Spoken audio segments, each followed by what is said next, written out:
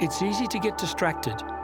The crowds around Galilee wanted to make Jesus their ruler, but he was not captivated by their numbers nor his popularity with them.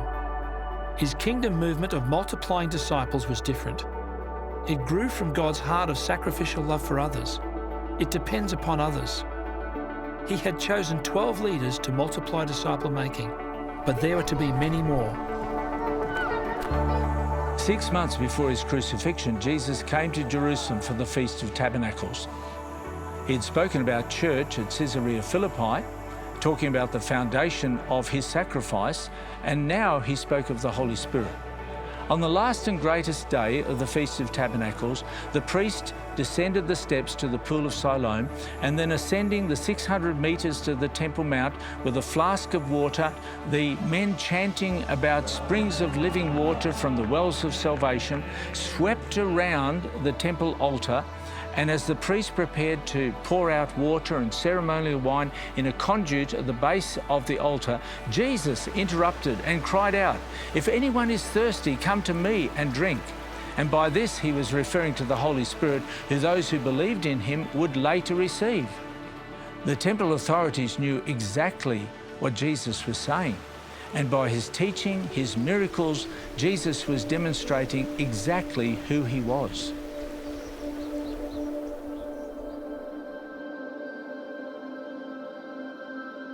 Now, with just months to go before his death and the outpouring of the Holy Spirit, when the disciple-making movement would explode, Jesus multiplied movement leaders.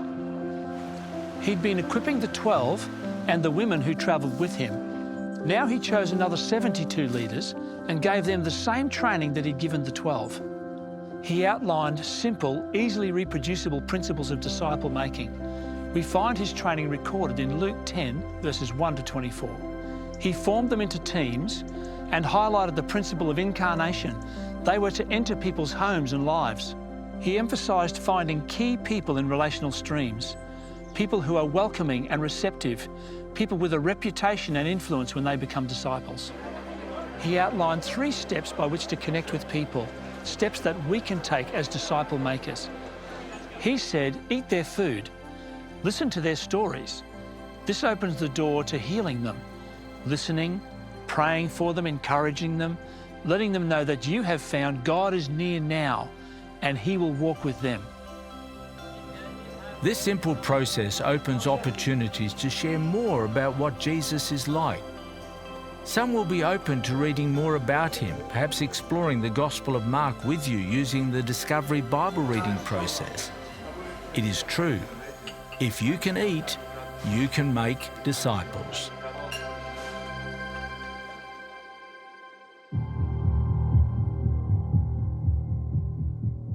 Jesus had laid the foundations of his movement, expanded the base by equipping and releasing all disciples to participate in disciple-making, and multiplied movement leaders. He then headed for Jerusalem to make the supreme sacrifice for our salvation. On Palm Sunday, Jesus rode up from Bethany and Bethpage over the Mount of Olives. With the magnificent temple in Jerusalem before him, he was overcome with emotion. It was like he became oblivious to the crowds around him as he wept over the city and the fate it was choosing. The next days were busy with teaching and warnings. One evening, a meal was held in his honour in the home of Simon the leper in Bethany. That night, Judas Iscariot met the temple authorities and agreed to hand Jesus in. Thursday night, Jesus shared the Passover meal with his disciples. He revealed that he was aware of the plan that one of them should betray him.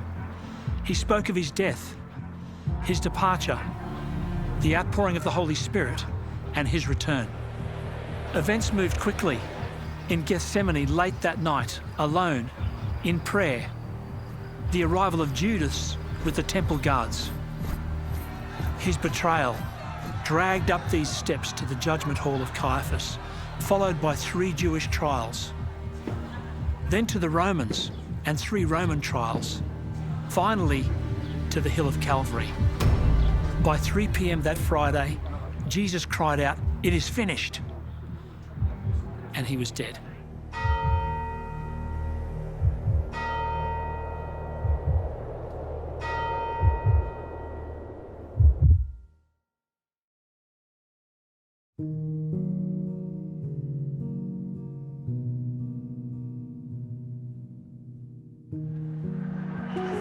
The city was enveloped in darkness.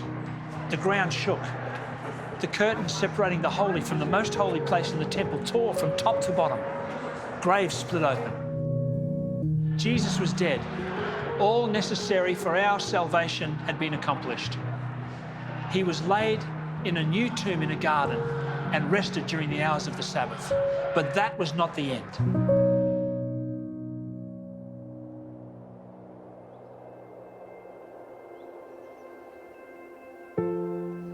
Early on the first day of the week, Jesus arose. He had defeated the power of the evil one, broken the power of the grave, and he was alive. He appeared to many people. He met his disciples here on a mountain in Galilee to commission them. "All authority in heaven and on earth has been given to me," he said. "Therefore, go and make disciples of all nations, baptizing them in the name of the Father, in the name of the Son, and in the name of the Holy Spirit, teaching them everything I've commanded you. And surely I will be with you always." 40 days after his resurrection, having promised the baptism of the Holy Spirit would come in just a few days, Jesus ascended from the Mount of Olives. He had prepared well, laid the foundations, expanded participation to all in disciple-making. He'd multiplied his leadership, and now it was time for him to leave his ministry to the Holy Spirit and his disciples who would multiply this movement.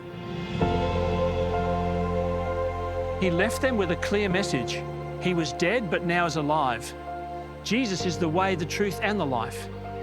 He left his disciples with a clear promise. The same Spirit that baptized him would baptize and empower them. He modelled, taught, and commissioned them for the task he now gave, to multiply disciple-making. His disciples stepped up to serve and continued the movement that Jesus started. In what ways are you prepared to invest in Jesus' kingdom movement today?